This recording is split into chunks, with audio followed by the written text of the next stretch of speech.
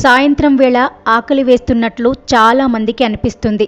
మధ్యాహ్నం దాటాక 4 గంటల నుంచి రాత్రి 7 గంటల మధ్య ఇంట్లో ఉన్నా ఆఫీస్లో ఉన్నా ఆకలిగా అనిపిస్తుంటుంది.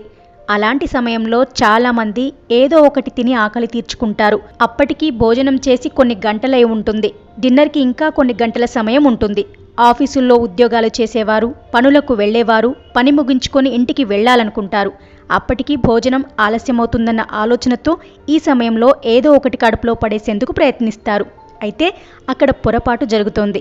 ఈ సమయంలో ఏదైనా తినడం వల్ల అప్పటి ఆకలి శాంతించినా దీర్ఘకాలంలో సమస్యలు తలెత్తే అవకాశం ఉందని నిపుణులు చెబుతున్నారు. చాలామంది సమోసాల వంటి చిరుతిండ్లు, టీ, కాఫీలు తాగడంతో పాటు కొందరు సిగరెట్లు కాలుస్తుంటారు. మనం ఆహారం తీసుకునేటప్పుడు గ్లైసిమిక్ ఇండెక్స్ సూచికను కూడా పరిగణలోకి తీసుకోవాల్సి ఉంటుంది. తక్కువ క్యాలరీలుండే ఆహారం కాబట్టి ఎంతైనా తినేయొచ్చనే ఆలోచన మంచిది కాదు. దానివల్ల చాలా బాధపడాల్సి రావచ్చు. సాయంత్రం ఆకలిని తీర్చేందుకు ఏం తినాలి, ఏం తినకూడదు అన్నది పూణేకి చెందిన డైటీషియన్, న్యూట్రిషనిస్ట్ అమితా గాద్రే వివరించారు.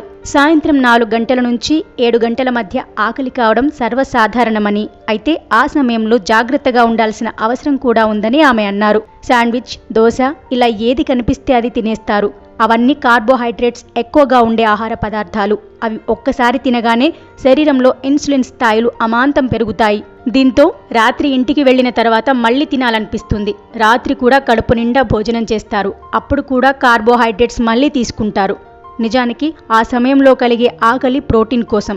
పగలంతా శరీరానికి సరైన ప్రోటీన్ అందకపోతే ఆ సమయంలో ఆకలిగా అనిపిస్తుంది. కానీ అప్పుడు కూడా కార్బోహైడ్రేట్స్ తీసుకుంటాం. దీంతో ఆకలి తీరకపోగా అలాగే కొనసాగుతుంది. అలాంటప్పుడు ప్రోటీన్ అధికంగా ఉండే ఆహారం తీసుకోవడం ఉత్తమమని అమిత్ సూచిస్తున్నారు.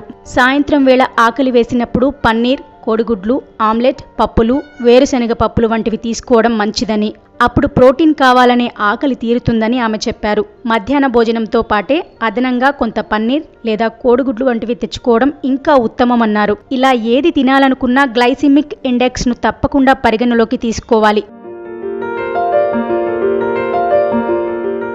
డైట్ గురించి వివరించే సందర్భంలో గ్లైసిమిక్ ఇండెక్స్ పదాన్ని వాడతారు. ఆహారంలోని కార్బోహైడ్రేట్స్ను లెక్కగట్టే పద్ధతిని గ్లైసిమిక్ ఇండెక్స్గా వ్యవహరిస్తారని యూకేకి చెందిన నేషనల్ హెల్త్ సర్వీస్ NHS పేర్కొంది. ఆహారం తీసుకున్న వెంటనే జీర్ణమై రక్తంతో కలిసి రక్తంలోని గ్లూకోజ్ స్థాయిలను అమాంతం పెంచేసే ఆహారాలను గ్లైసిమిక్ ఆహారాలుగా వ్యవహరిస్తారు. చక్కెర ఎక్కువగా ఉండే పదార్థాలు, తీయని శీతల పానీయాలు, వైట్ బ్రెడ్, బంగాళాదుంపలు, అన్నం వంటివి దీనికి ఉదాహరణ. ఆహారం తీసుకున్న తర్వాత రక్తంలో గ్లూకోజ్ స్థాయి నెమ్మదిగా పెరిగేందుకు కారణమయ్యే వాటిని లో గ్లైసిమిక్ ఫుడ్స్గా వ్యవహరిస్తారు. పండ్లు, కూరగాయలు, పప్పులు, ఓట్స్ వంటివి ఈ జాబితాలో ఉంటాయి. మనం తీసుకునే ఆహారం సమతుల్యంగా ఉండాలంటే తృణధాన్యాలు, పండ్లు, కూరగాయలు, చిక్కుడు గింజలు, పప్పులు వంటివి ఉత్తమం. అలాగని గ్లైసిమిక్ ఇండెక్స్ ఆధారంగా ఇది మంచిది, అది మంచిది కాదు అని చెప్పలేం. ఎందుకంటే ఆహారంలో గ్లైసిమిక్ ఇండెక్స్ స్థాయి ఎక్కువగా ఉన్నంత మాత్రాన అవి ఆరోగ్యానికి హాని చేస్తాయని అర్థం కాదు. కొవ్వు, ప్రోటీన్లు అధికంగా ఉండే ఉడికించిన ఆహారం నుంచి కార్బోహైడ్రేట్స్ను పొందేందుకు కూడా శరీరానికి ఎక్కువ సమయం పడుతుంది. అది గ్లైసిమిక్ ఇండెక్స్ను తగ్గిస్తుంది. ఉదాహరణకు ఉడికించిన బంగాళాదుంపల కంటే బంగాళాదుంపల చిప్స్లో గ్లైసిమిక్ ఇండెక్స్ కొద్దిగా తక్కువగా ఉంటుంది. అయితే అవి వేయించినవి కాబట్టి తక్కువగా తీసుకోవాలి. అలాగే తక్కువ గ్లైసిమిక్ ఇండెక్స్ ఉండే పదార్థాలు మాత్రమే తీసుకోవడం వల్ల ఆహార సమతుల్యత దెబ్బతినే అవకాశం కూడా ఉంటుంది. గ్లైసిమిక్ ఇండెక్స్ తక్కువగా ఉండే ఆహారం తీసుకోవడం వల్ల రక్తంలో షుగర్ స్థాయిలు నెమ్మదిగా పెరగడం, నెమ్మదిగా తగ్గడం జరుగుతుంది. అందువల్ల చాలాసేపు కడుపు నిండుగా ఉన్నట్లు అనిపిస్తుంది. తద్వారా ఆకలి నియంత్రణలో ఉండటంతో పాటు బరువు తగ్గే అవకాశం కూడా ఉంటుంది. గ్లైసిమిక్ ఇండెక్స్ తక్కువగా ఉన్న ఆహార పదార్థాలన్నీ ఆరోగ్యకరమైనవి కాదు. కేవలం గ్లైసిమిక్ ఇండెక్స్ ఆధారంగా ఆహారం తీసుకోవాల్సిన అవసరమూ లేదు. గ్లైసిమిక్ ఇండెక్స్ తక్కువగా ఉండే ఆహారాలు షుగర్ వ్యాధిగ్రస్తులకు ప్రయోజనకరంగా ఉంటాయి. అవి రక్తంలో షుగర్ స్థాయిలను నియంత్రించేందుకు సహకరిస్తాయి. అదే సమయంలో కొన్ని ఇతర విషయాలను కూడా పరిగణలోకి తీసుకోవాల్సి ఉంటుంది.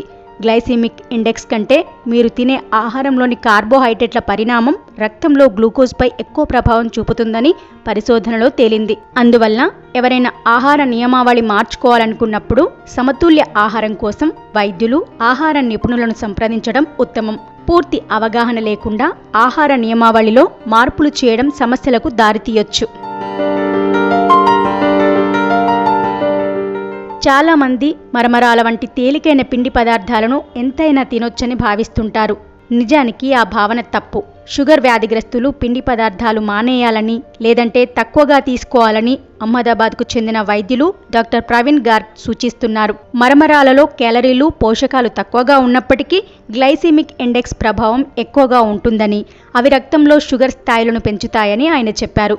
ఒకవేళ మీరు తీసుకునే మరమరాలతో చేసిన ఆహారంలో ఉప్పు ఎక్కువగా ఉంటే రక్తపోటు ఉన్నవారిపై ప్రభావం చూపుతుందని ఆయన తెలిపారు. పోషకాహారంగా చూస్తే మరమరాలు అంత మంచివి కావని, తయారీ సమయంలోనే దాని పోషకాలు పోతాయని, వాటికంటే గోధుమలు, రాగి వంటివి మంచివని diet nutrition expert doctor Khushboo Mehta వివరించారు. మరమరాలు వంటివి చిన్నపిల్లలు ఎక్కువగా తింటారు, కానీ అవి వారి ఆకలి తీర్చలేవు. ఈ ఎక్కువగా తినడం అనేది జీర్ణ సమస్యలకు, మలబద్ధకానికి కూడా దారితీస్తుందని ఆమె చెప్పారు. బిస్కెట్లు, ఇతర పిండి పదార్థాలు ఎక్కువగా తింటే మీ ఆకలిని తీర్చకపోవడంతో పాటు మరిన్ని ఇబ్బందులకు కారణమవుతాయి. బిస్కెట్ల లాంటివి తినే ముందు ఆ ప్యాకెట్లపై ముద్రించిన వివరాలను చదవడం చాలా అవసరమని అమితా గాద్రే చెప్పారు.